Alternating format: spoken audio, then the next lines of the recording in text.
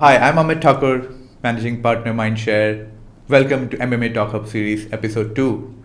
And with me today is Valerie, APAC Marketing Manager for Digital Turbine. Welcome, Valerie, to MMA Talk Hub Series. Thanks, Amit. Thanks for having me on the show. So this is your first visit to Ho Chi Minh, Valerie. We were just talking about before the shoot starts, right? How do you feel being in Ho Chi Minh? It is my first visit in Ho Chi Minh, and I think so far, it's been pretty interesting. Like the streets, the crowds, all that. They were all very bustling all the time. So I think that's the whole vibe of the city that I'm getting. that I'm here. Great. I've been here now almost 5 years, and with Mindshare Vietnam. So it's been a great journey for me as well. Let's learn more about yourself and how's been your journey with Digital Turbine. When did you join, or something before that? How did you get associated with this whole digital ecosystem? Right. I was originally from the brand side, so looking at writing the briefs, looking at the evaluation of the campaigns and all that. And then when I moved to Digital Turbine earlier last year, it was a refreshing change because moving from a brand to the vendor, and that was really like looking at advertisement again from a completely different set of lens, looking at how everything works behind the scenes. So it has been very interesting for me so far, and enjoying every bit of it. Awesome. And for Digital Turbine itself, why don't we discuss a little more about that and what it's about? And I got to know that you and Digital Turbine and Ad Colony also joined hands, right? Why don't you tell us more about that? Yes, exactly. So Digital Turbine, we really work with the major stakeholders within the mobile ecosystem. Right. So we drive growth for telecom operators, app publishers, and also performance and brand advertisers. So in the recent years, we over a series of mergers and acquisitions, we are all under the umbrella of Digital Turbine. What the Vietnam market might be a little bit more familiar with could be our legacy brand Ad Colony, which is now one of the brands under DT as well. You can see Digital Turbine extending their footprint and really taking this business seriously, right? Yes. Coming back to what we are going to discuss today, and I saw that when we were talking while before we started the shoot, you were checking certain phones while we were talking. Yes. And that to me is an interesting point, Valerie, because all of us go through this almost every day. We are split into multiple screens, we are split into multiple devices, and what we lack as a person in each of those devices is attention. Yes. Right. And what are your views on this whole point of attention? How do you think, is this an important metric, something that we should look at as brands, as advertisers? Why we want to pay attention to attention is really because attention in the first place drives memory retention, and with that it's more likely to come with brand recall and eventually brand growth. So I think that's the start point. For a long time now, the industry have been looking at impressions and viewability as metrics of success for advertising, for ads, and how successful the campaigns are. And today, some of the discussions surrounding that is that if your ad is seen, is it truly being seen? If it's seen, is it remembered? So several factors in play, and really it's about in our everyday life. For example, when we are watching a video on whichever screen that you might be on, and then the ad comes up, but at the same time, a doorbell comes, and then you will go and go to the door, and by the time you are back, the advertisement might have already passed, but that itself already counts as impression, and it is definitely going to score high on viewability because it's on the screen. But do you watch the video or the ad? No. But will you remember? I don't think so. So that really leads us to the maybe the next generation of quality metrics that we can look at, which is attention. I think you've hit the nail, and to build onto that point, even from an agency perspective, right? There were a lot of few metrics that we used to use to gauge the impact of the message or the platform itself, right? And which ranges from view through rate to click through rate, how the consumer is engaging with the whole brand message. But I really agree with you on the fact that those days are from the past, and they may still give us a sense from a media performance, but what you just raised the point of attention, and has the consumer really watched the ad? Have they understood the message that they wanted to put on board? And that is the key question, right? And while we will discuss more about that, let's get to talk more of what the industry is feeling about this, right? And what are those technical things that we should know when we talk about attention measurement, and what different players, whether the advertiser or the agencies or the partners or tech providers such as Digital Turbine, what are we all doing towards this, right? So welcome audience, and that's the topic that we're going to discuss today. How do we measure attention and create an impact for the brand? So, what do you think are the key drivers of attention? Because we put our ads, we spend a lot of money across different platforms. So from a planning lens, we discuss and decide what platforms to choose based on how to best reach a certain set of audience, right? And we make sure that from a media lens, they are reached. And the brand owner creates that message, which we feel that is the best way to communicate the brand's or product's benefits, right? But it all boils down to the point where the consumer has seen it, like you rightly said, and if they remember it. So what are those things that we should look at? I would say that the key drivers of attention comes down to a few. I think creativity is one, volition is one, the sound is one, the duration is one. So there are a couple of factors that drives attention and eventually help to capture it. But I think today I wanted to touch on two. The biggest one. The first one, in my opinion, that really drives attention is creativity. So whether or not your ad is creative, something out of the box that people have never thought about. I think for me, personally, myself, I would be attracted to an ad like that. Something that I've never seen before, like the QR code that went on in Super Bowl. I think that was a great example. That's a good. And also, I think a study that was done by Lumen and another agency also showed that creativity is actually one of the greatest push for attention as well. That really brings me to the second point, which is on volition. So as creativity as the main lever, volition, which means whether or not attention is earned or forced, is also one of the key drivers. So it's like that, right? Like maybe you're playing a mobile game, and in the game it offers you an opportunity to maybe gain extra game credits if you watch an ad. Correct. The moment you decide that you are going to watch the ad, attention is already given at that point. And because you willingly chose to go for the ad, to watch it, that will increase your inclination towards the ad, and therefore your attention for that will rise. Vis-a-vis in another situation when an ad pops out of the blue when you're watching a video. So it's factors like that that really help to drive attention. And of course, for ads that gear towards these drivers of attention, it's more likely that they will perform better. So that's brilliant. The two things that you just spoke about, and I'm trying to make it more clear for our audience, and then let's discuss more time on those. So the attention for any message that's put out is primarily impacted by these two key things. First is the message or the creativity, and the second is the environment in which the brand message is being served, right? And I remember watching certain ads which makes us emotional, which makes us laugh, and I always realize that those cues in the brand message is what will lead us to remember that as a consumer, right? Yes. And when we see a lot of those across different platforms, then that's the environment in which it's being served. So keeping the right balance of what brand message are we giving, what kind of impact is it going to have, versus the environment in which the ad is being served, how complex that is, and to make sure that we get the attention. And we'll spend some time to discuss these two aspects with you, Valerie. Right. Talking about the right environment, and in today's time, all of us watch content or consume content across different screens. A big screen like a TV size screen, or a medium sized screen like your laptops or iPads, and the smaller ones like your mobile phone. And I think the majority of our content is being consumed on mobile phone. Yes. So the fact that a person is looking at content, and hence the ad or the brand message on any of these screens and devices also has an impact, right, on how the message is being receptive. And that has an impact on the attention and what we remember when we see those ads, right? So what, in your view, Valerie, is contributes to create this right environment in which the ad can be best received, knowing that all of us as audience or consumers are available across different devices? Right.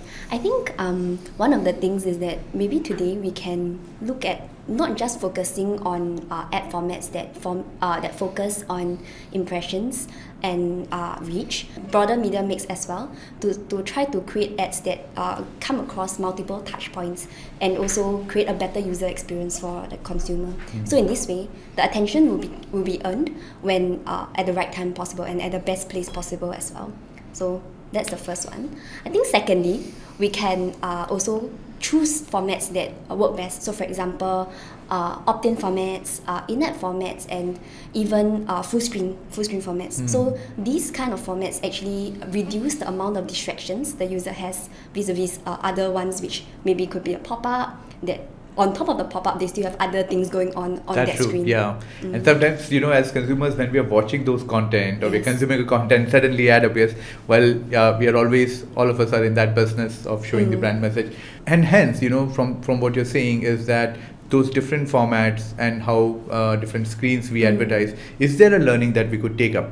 Something that we should know as advertisers or brand owners when we advertise?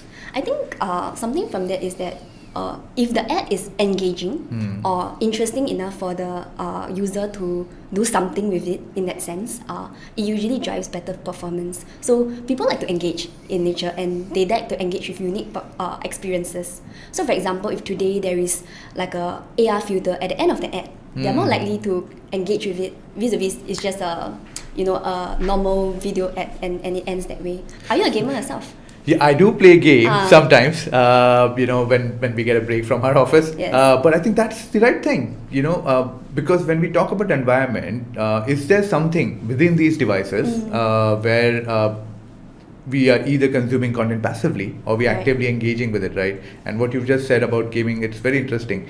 So do you suggest that an environment like that or any other thing that we engage with as an audience on our devices or mobile phone, that's a better environment where we can put our ads? I mean, you're a gamer. I'm also a gamer myself. I mean, not hardcore gaming, but I do play casual games. And, deep diving into the psyche of gamers, like you and I, and like the everyday gamer, when we play games, we are usually in a more laid-back, with a very laid-back attitude and very calm.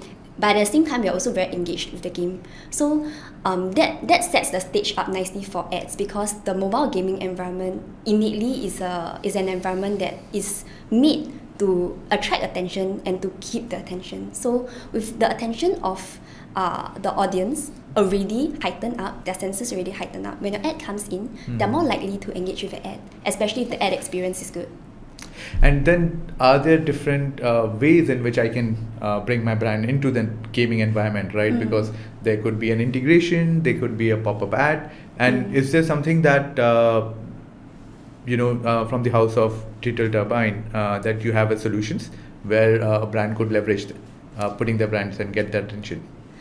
Yes. So usually what we do is that we will of course have the ad from the client, and then after that we top it up with an additional end card.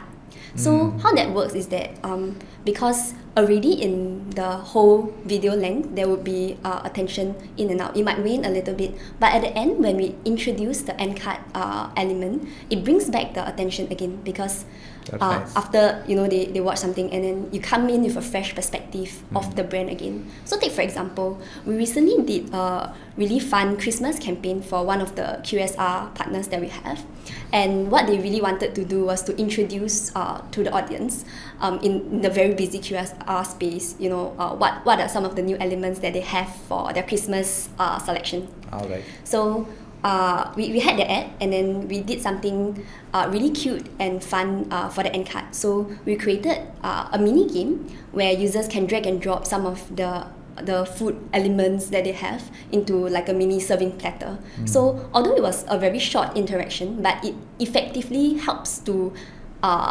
bring the message across that, in the menu there is this item, there is Very that nice. item. Very nice. And after that the game ends and the user is back into the game again. So nice. Some things like that helps to drive up the engagement rates, and because of that it also helps the user retain more memory of the brand, the ad as well. What they've interacted with the brand while they were on the game. Yes. Very nice, very nice. having said that, I'm also curious to find out from, a media agency point of view, how are you guys looking at this today? I know this question was going to come up. So, some of the things that you said in terms of environment, in terms of creativity, it's absolutely perfect, right? Mm-hmm. And from a media lens, the fact that now we've tried to find our audiences versus 5, 8, 10 years back across different devices, exactly. Right? So the journey is more complex to find that consumer, to find that audience. And some of the things where we have started to play a role harder than before is let's say increasing the frequencies in which the brand can connect with the consumers. Yes. And that doesn't mean that we keep reaching out to the same person on the same device or platform, right? But the fact that the consumer is available on different devices, how do we make sure that the brand is appearing on these different devices? And that increases, the number of interactions that the brand has with consumer. The second is the fact that again, the advertisers or the brands are very keen today compared to in the past that it's not just about awareness. It's not just about making the brand being remembered, which is very, very important to start with. But we want to take the journey towards the end and actually convert, right? So it's awareness, consideration, and conversion. And this journey has now become more seamless, or more complex. It's not linear anymore. So what we try to do in media is that when we connect with the consumer in upper funnel, how do we retarget them to create an engagement, like you rightly said, and then using that engagement to actually drive them to a platform where we can convert or we can, sell it. So using offers and product benefits. So this is how we are also playing a role in media to get that attention. Right. But at each stage, when a brand interacts, again, the environment. That plays a very, very important role, and the creativity itself. So we do have leverage certain environment of different inventory types or gaming itself. Right. Because yes, in gaming there is an active participation or engagement from the consumer, right, who's playing that game. Yes. And what is interesting that we have also observed is the way we land our brand messages, right, and the number of options available on something like gaming. So these are the things that we plan to do in media as well to get that attention, right? So, having learned that mobile gaming is one of the best ways in which the consumer is already engaging or playing games on the device, on the platform. So how is it compared in terms of performance versus the other formats that's available and we advertise there? Yes. A great question. We recently did research with Amplified Intelligence to understand the attention of gamers on mobile games. Mobile video games are those that are able to capture the strongest and the most consistent attention for mobile gamers who are playing on these mobile games. So, and in addition to that, in-game advertisements are also able to hold longer attention, and that means more likely to have greater brand recall in future. Okay, that's interesting, right? And the fact that I'm extending the conversation on creativity, moving on from the environment that we discussed. What also matters is in which format do we advertise? We have media metrics such as viewability or view through rate, which helps us let us know whether the consumer has watched the ad or engaged with the ad. And there are different formats in which, again, the brand message could have a higher impact versus, a decent way to connect with the consumers. What are some of those formats, and why don't you share more about them? Okay.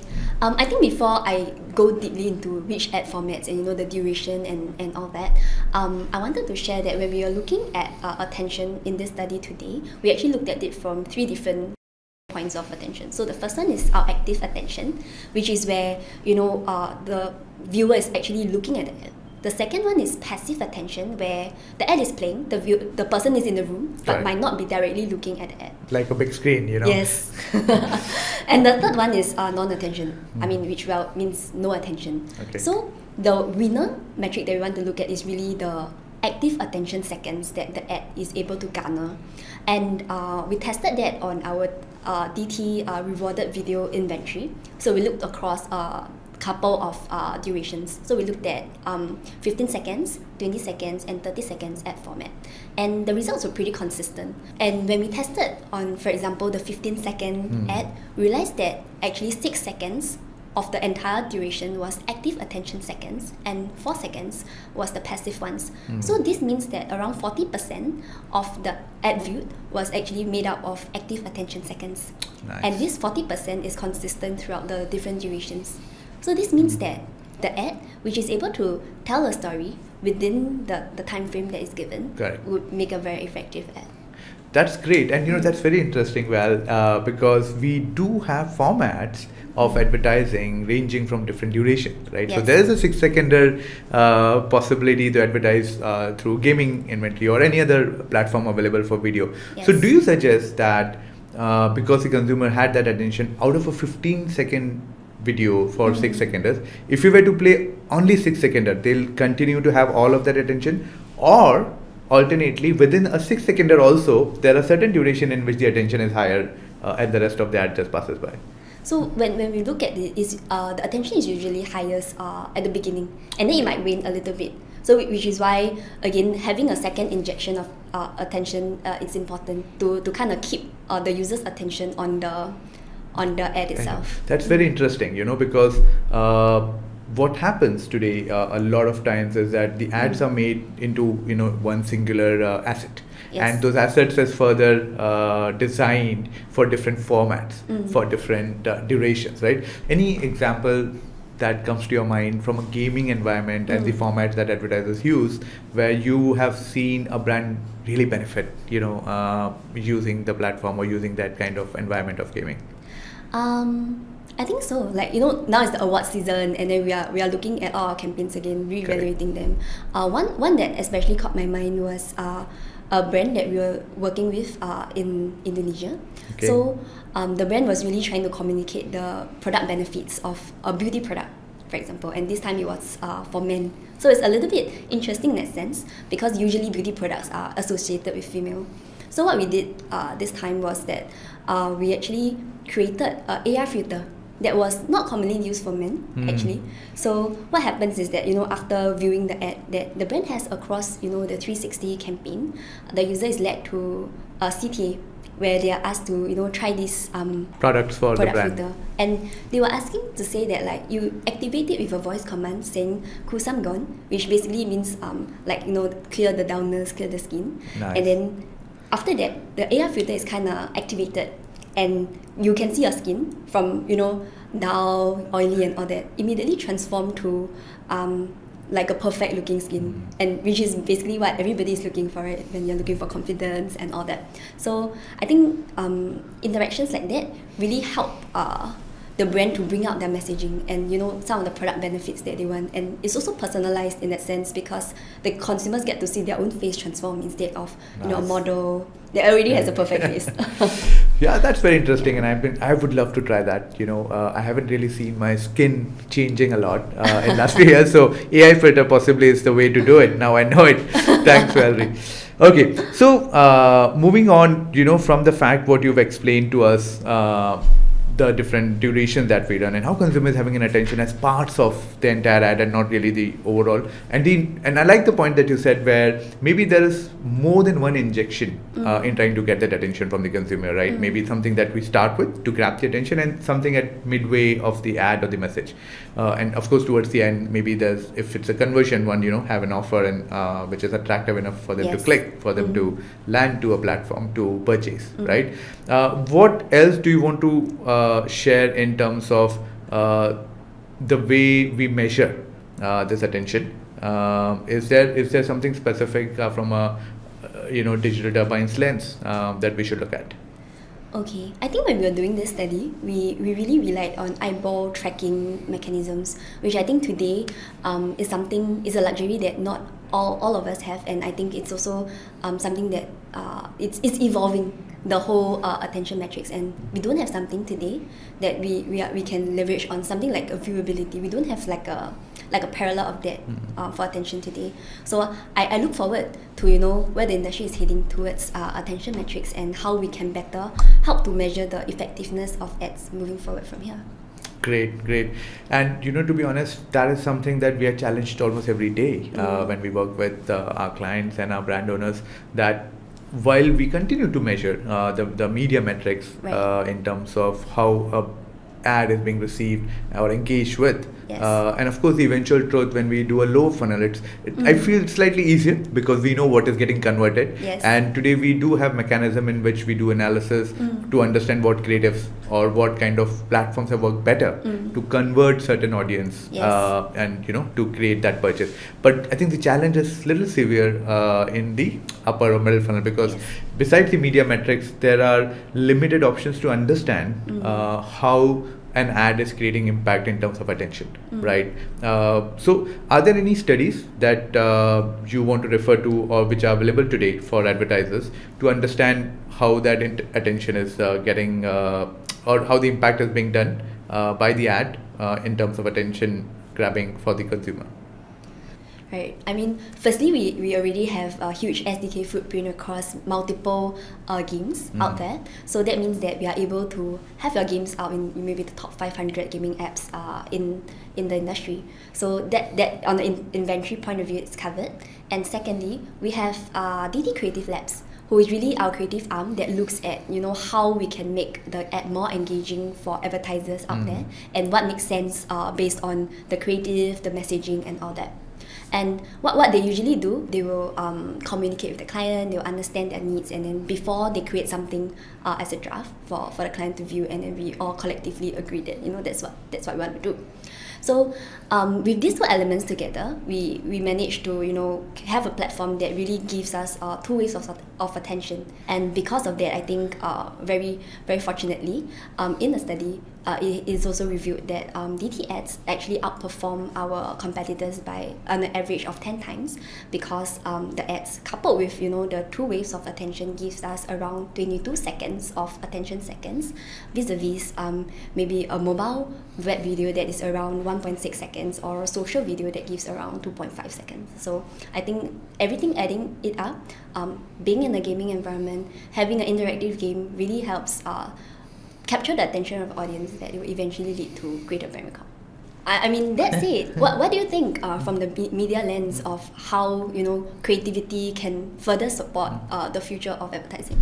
Great. And firstly, before I move on to saying something from media lens, I really have learned a lot today, and having to understand that both from an environment lens, what could work, what are the different formats, what are the different creative and the best practices that we could do. And for sure, we will, reach out to you for getting some of those done from the DT Creative Lab, Definitely. right? And to build onto that point from a media lens, right, while we continue to learn about consumers better, to learn more about what devices, what platforms are they engaging more on, and use that to reach out to them and make our brands visible to them, right? The other aspect where there is a lot of discussion happening today in the industry is the agility with which the brand message needs to be changed because of this complex multi-screen environment, and trying to create a message which suits the vertical format, horizontal format on different devices, right? And the need to have different creatives adopted for different funnels, from upper funnel to all the way to lower funnel, right? And I feel that what we have also been lately exploring is the use of AI. And we are all talking about artificial intelligence and the way it can possibly make our lives easier and faster. And we do see that there is a role that AI can play in bringing this agility of creating assets, creating messages, right? From using, of course, the base asset that is designed by the brand. And that is where we could then put out those messages onto different platforms, onto different formats, and actually get that attention. Right? So, and what do you think? Is AI really the future? And do you think that's going to play a role in the way Digital Turbine is bringing its services and solutions to advertisers? I think today we are in a very experimental phase of using AI, but we have done some stuff with AI which was pretty interesting. So recently, I think what Creative Labs has done with AI is that they have used it to see whether or not it helps with the resourcing and then also the time taken for them to create an ad, because with AI they are able to search for for example images faster, they're able to change the background with a drop of a hat, etc., as compared to back in the days where it has to be manually rebuilt again. So I think that speeds up the efficiency of the creation process. Great. Great. So it was lovely having you, Valerie, today, and it was a great conversation, at this MMA Talk Hub series. Look forward to chatting with you again. Yes.